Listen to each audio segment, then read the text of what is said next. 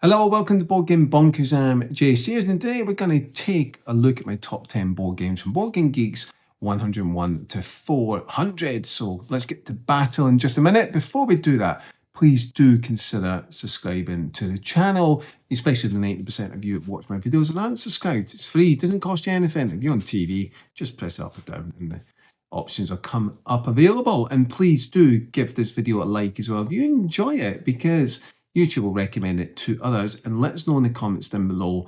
Let me know about the ratings. Do you agree with them? Would you rate them higher? Perhaps you've got different games on your list. I'd love to hear from you, whatever it might be. And as always, I'm not going to go into the description of how these games play on this type of list. I'm just going to let you know my thoughts and give you my score. So with that out of the way, let's get started, shall we? Starting with my number 10, and this is Stone Age. The Stone Age is a medium weight game. It's a worker placement. You'll be placing your meeples out on the board and collecting resources. It's done a bit differently because you're rolling some dice and you're doing some dividing on that as well, which is perhaps an area I'm not a fan of. And although I'm good with maths, I really don't want to do mathematical equations, although they're basic. I find a bit of a pain in the backside, quite honest. And I'd rather just place my meeple out and get X amount of resources, roll a dice and see how many I get from that die roll, rather than doing multiplications or dividing in this game. And that's perhaps the most frustrating point about this, but I love worker placement space, the thematic sense this game gives. I can go to the Love Hut and create some little babies as well. It gives me more workers to place out and to try and gain as many resources as I can. There's a bit more to it than that. That's basically the main concept of the game. And I really like the theme that does kind of come through. It's not ultra strong, but it is there. And I like the simple choices you've got. I go there, I need this resource to then build this. I need that to build this. And you've got different cards you're acquiring as well. That will help you, as well as cards to build certain things. And that's what you're trying to do to gain as most points as possible. There's a little bit of set collection as well in the game. And I like how they've streamlined it, kept it quite simple, gave it enough crunchiness in the choices you've got in terms of the cards I take, the choices and resources I need to get. And there's a little bit of luck in that as well. Although, like I said, I'd rather they just done it away with this mathematical equation just to get resources. Just keep it simple. I think that's a better way of doing it, which is why I haven't scored it as highly as I would have liked. I've given this a 6 out of 10. I would have scored it much higher. I've just sorted that element out. But nevertheless, it's a game. It's definitely worth checking out, and I recommend you go and hunt it out and give it a play. Let's move into our next one, number 9. And this is a party game. This is Codenames. Codenames is a type of game where you'll be getting everyone involved to guess who the agents are without getting the assassin, essentially the names. That's what you're trying to do, the clues. So to explain a bit better, it's a party game. You'll be working in teams. There'll be a spy master. They will have this card that outline what type of tiles you're trying to guess. They will then give you a one-word clue and a number associated with that word clue. So for example, they might say Sun 3, and then your teammates will try and guess the 3 clues relating to suns. There might be a beach, so therefore you would choose beach. And if you ever pick the assassin, then you have lost. So I really like this game. I think a lot determines by knowing your players and who you're playing with and how you think, because you can give some obscure clues. But of course, if your teammate's not thinking that way, then you're going to be doomed and lose. So I like as well that if any guesses you don't get, for example, perhaps you only get 2 out of the 3 clues, you can guess that in your next round. So I really like that. It's a simple party game. And I played this with non-gamers who absolutely love the game. And every time I bring it out, this is the game they've always purchased because they enjoy it so much. Really good fun. Highly recommend it. And I give this a 6 out of 10. The reason why I'm giving it higher is because I think there are slightly better party games out there. But this is not about that. So let's move in to our next one. And this is a game I played over 50 times. That's right, over 50 times, especially during the pandemic that we had. So this was available on Steam, which is why I've played it so many times. And I've got the Underworld version as well. I can't remember what it is. I've got both of the small worlds, which I really enjoy. So this is a game where it's got a bit of area control, and you'll be placing out your faction, if you like. and you'll be trying to gain as many coins, which coins are worth points. So at the start, you'll be choosing one from the list. You can leave coins on the ones you miss out to get the one you really want, and from that selection you'll be choosing one. You gain those faction tokens and you're placing them in the board, and you're trying to acquire as much of those areas as possible. And it's really simple in combat. All you need is 2 more tokens than what is already on that space you're trying to acquire, and then the opponent will lose one of those troops or faction tokens, and you'll be trying to maximize the points. Each faction does something slightly different in terms of how it gets points. So for example, if you acquire certain farmland, you might get an additional coin, or it might be that there's certain factions that give you additional bonus and benefits in combat. For example, there's a die you'll be rolling. If you don't have enough tokens, you can roll this die. It's called reinforcements, which gives you additional reinforcements, or you might get a blind, get nothing. So I really like that simplicity in the combat, because it's just, we've got more tokens, it's deterministic. And also that bit of luck with the die roll. And I really like that each one, in terms of the benefits you get, they're always slightly different. A lot of them give you points or coins for acquiring certain spaces, but you've got other ones that you can use tunnels and go from one end to the other. And with the expansions, you do all sorts of wacky stuff, flying, etc. There's the seahorses that can only go in the sea, so you can run up lots of different points that way. So I really like this game, how simplistic and straightforward it is. It's family friendly. And I really like how engaging it is as well. It doesn't feel like you're not engaging, you're always engaging in something. Where I'm trying to acquire the land, you have these neutrals out there as well, so you're going to try and obviously overcome those. But I like how straightforward this is, and I like how streamlined it is. Like I said, I've got 2 different versions and I like them both. That's why I've always got this in my collection. I gave this a 6 out of 10. Originally, I gave it a 7.5 out of 10 when I first had it, but I played this over 50 times now. So there comes a point where I'm not playing it as often. It was one of the very first board games I had, so I'm always going to keep it in my collection. And it's a game maybe once a year, if you're lucky, I might come out and play it, because it's one of those nostalgia feels that I've got. But I think this is a great game if you're looking for a simplicity, area control, very simple combat. I think this is one to check out. So let's now move in to my next one, and this is Chronicles of Crime.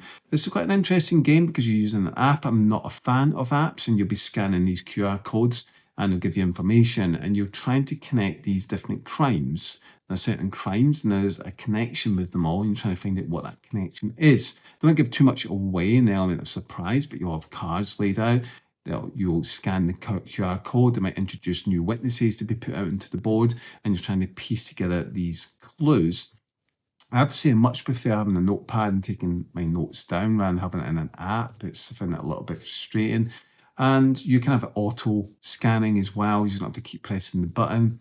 It's a nice engaging game, and it gives you that detective feel to it. And the puzzles actually are quite engaging. They're a lot more difficult than I initially thought. It's certainly a game you could perhaps get the family involved in, although I personally feel this works best with 2 players. I think more than 2 players involved in this can get a little bit messy. But as I said, I think it's a good, solid game. I just much prefer games without using an app. But certainly one worth checking out. Chronicles of Crime, I gave it a 6 out of 10, which I think is a fair score for this type of game. But you've also got another called Detective, which uses online as well. So that's another one to consider if you like that kind of detective game. So let's move into our next one. And this is a really simple card game, Love Letter.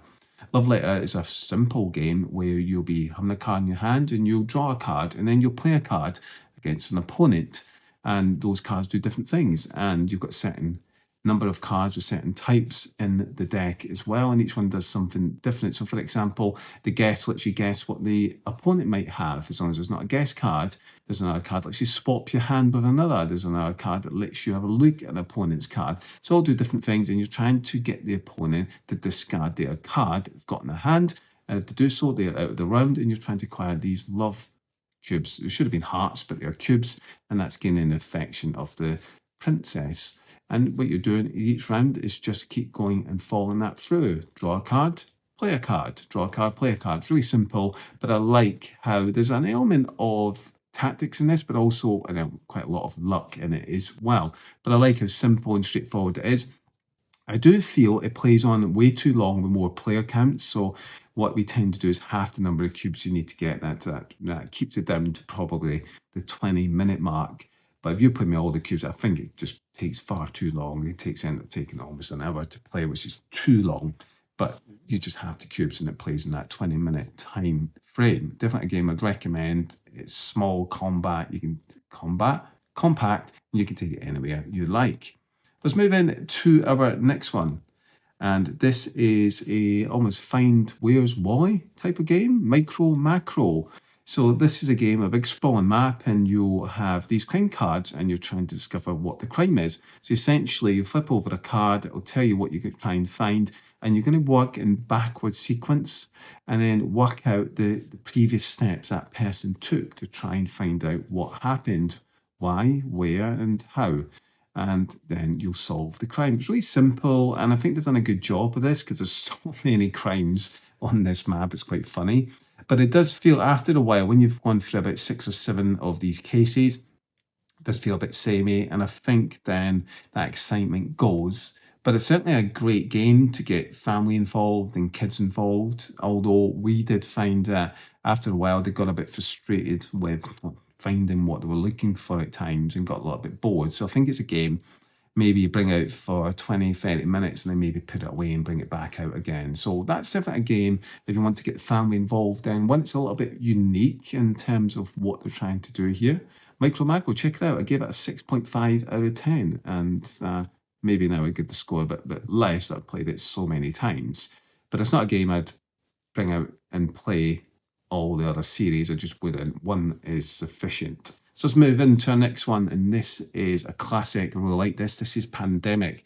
Pandemic certainly is a game a little bit controversial during the official pandemic in 2020, but I think they've done a great job of this game. It's cooperative. You're trying to fight the viruses, and you're trying to bring back humanity to some sane level without the world coming to a complete end, and you're trying to find a cure by collecting cards and matching cards, then getting to go to a science centre, which will then allow you to cure that particular virus, and you're trying to plan out and work together. So a bit of point-to-point movement. So you'll be moving, you'll be clearing cubes off the board to cure the virus, to try and get rid of the virus, and then ultimately finding the cure. But if that deck runs out, then the game is lost. You're trying to do it before the deck runs out.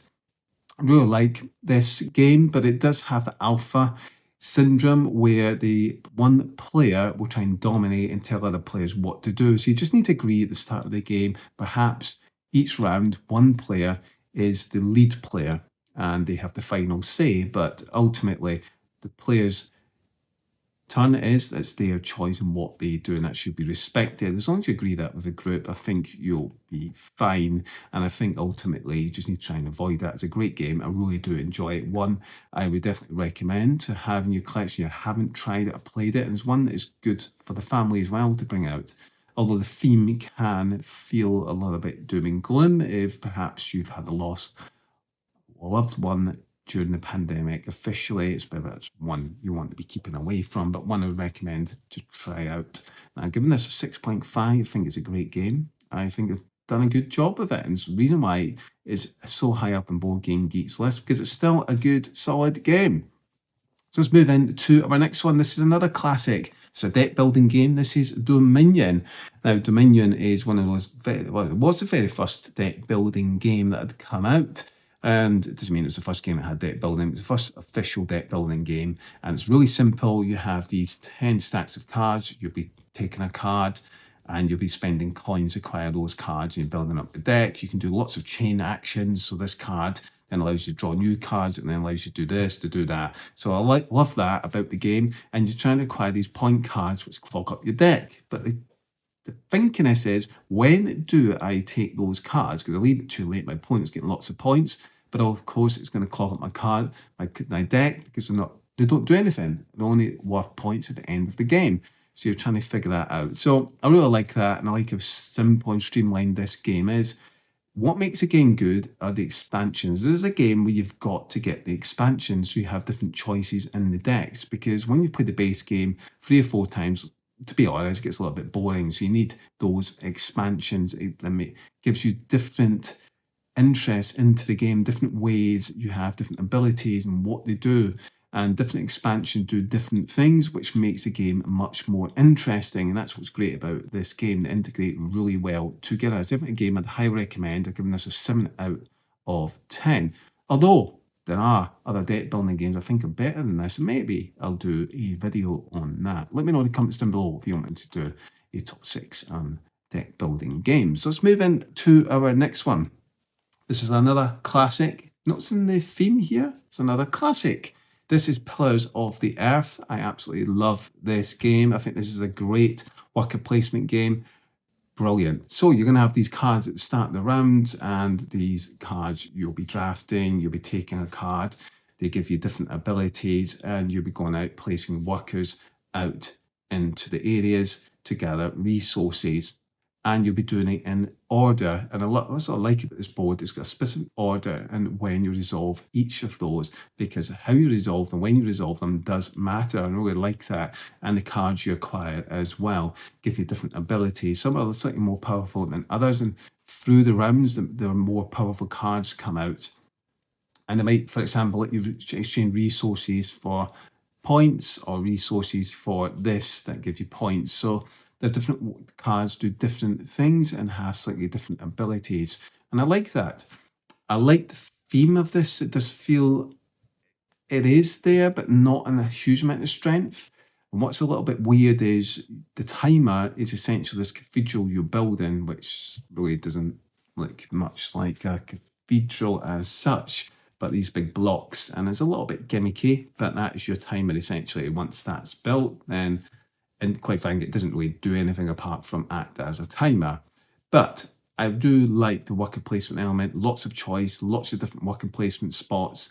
It does feel you have always got a choice, and later in the game, your strategy just thin out into a more narrow strategic line where you'll be seeing, right, this is what I've got to do, when I'm going to do it, I know exactly what I'm going to do over the next 2 or 3 rounds. But I like that, you're planning towards that. Now, one unique element to this game in terms of choice and options and the worker placement, when and where you go, the order of that is determined at the start of the round, where one player will be pulling out these pawns and they'll be placing them on this semicircle, and you can bid to go there, for example, and pay the cost to go in that particular order or not, and then it goes back into the bag. I don't explain too much in that, but it's a unique element. It's one of the things that keeps this game fresh. I love that, because you don't know the turn order, and you'll be pulling out these pawns and you'll be placing them onto this semi wheel, and that wheel will determine the turn order. But of course, there's a cost, because if you want to go before other players, you're going to have to pay for that cost. And money is everything, and you have to get money in order to make sure you're going first. But of course, if you spend all your money, you can't spend it on anything else. So you have to be careful with that. And I really like that economy and how that works. I think it's a great mechanism. One I definitely highly recommend. I've given this a 7.5. It's a classic I always keep in my collection. One I will bring out from time to time and have a blast with it. Now, let's go on to my top one, my number 1. Again, this is a classic. It was actually one of the very first Kickstarter games. This is Alien Frontier. Alien Frontiers is a space game, and it has dice placement. Kind of almost like worker placements. You'll be rolling some dice and you'll be placing them onto the worker placement spots. Each one does something slightly different in terms of the sequence and order and numbers that you need for that worker placement space spot. You can acquire more ships, because your dice are essentially your ships. There's ways in how you're trying to colonize the planet. So what you're trying to do is you're trying to colonize this planet, and there's two main ways in how you colonize that. You've got this track that you go up really slowly to colonize, and you've got another track, a worker placement spot, where you'll be placing your dice out. You get a specific sequence order, you'll be able to colonize straight away. And there are some other ways where you can acquire cards and technology cards, which give you different abilities. Now, if you acquire a particular area on that map or that planet, what will happen, it'll give you an ability token you'll be able to use, and so it gives you a slight unique ability that no one else has got, and I really like that about the game. This game is just gives so much excitement. You're rolling the dice, you don't know what you're getting. You can acquire technology cards that you manipulate the dice, and you're placing out and then trying to maximize the worker placement spots. So you're trying to figure out, okay, I need this many dice to go here, I need it in this order to acquire this card, or I need to get this particular resource that's needed for this. I really like how simple and straightforward it kept this, but I like how, even though there's a bit of luck, it actually balances out through the duration of the game, and you can balance that luck by acquiring cards, as I said, to manipulate the dice. I think this is a great game. I think this is brilliantly done. I love it. I think it's fantastic. Everyone is an 8 out of 10. I'd highly recommend. It's one of the first games I played, and I still enjoy it to this day. Alien Frontiers. So that brings us to the end. I hope you've enjoyed this, and please do hit that subscribe button, you 90% who are watching this video and haven't bloody subscribed yet. Please do give this video a like if you've enjoyed it, and let us know down below, do you agree with this list? Perhaps you've got some games that would replace this. You let me know. Let me know what you would pick. I really love hearing from you. Until next time, my name's Jay Sears. Take care. This is Bonkers.